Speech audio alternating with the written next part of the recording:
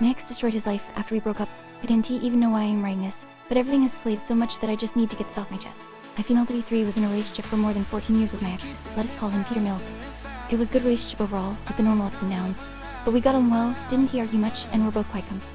We had started very young, and at some point I felt I needed to break up because I had grown a lot emotionally and in maturity, while he had stayed more or less. During these years, I helped him a lot. He was able to get away from his narcissist parents. I supported him in finding good jobs, building routines, and learning how to express his emotions.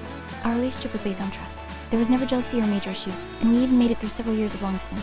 Before deciding to break up, we made what I now think was bad decision and reopened the relationship. We agreed we could have sex with other people, but no emotional relationships. He broke that rule almost immediately. He met a girl, let us call her. From the beginning I could tell something was sneaky. She would call him constantly, and it clearly was contagious appeal. At that point, I didn't really care because I was so unhappy that I just wanted. I left the house and told him I would come within 2 weeks so we could. I only took a small suitcase.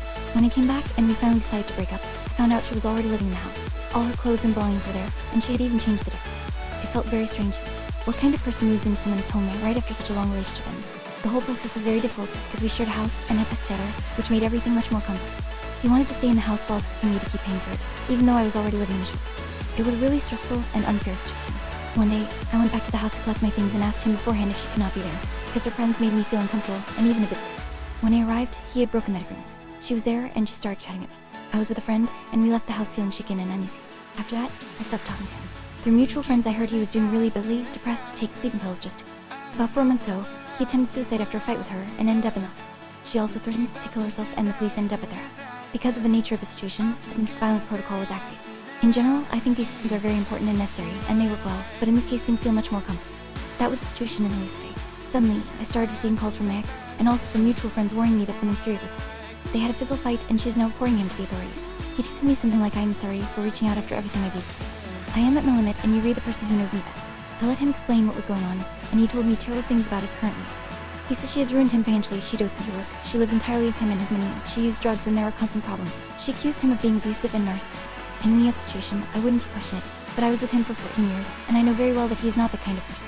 He also told me that her own friends had warned him to be careful, because her previous partners had all ended up in very bad situations, with suicidal thoughts, or even psychotic episodes. So what can the rest of us do?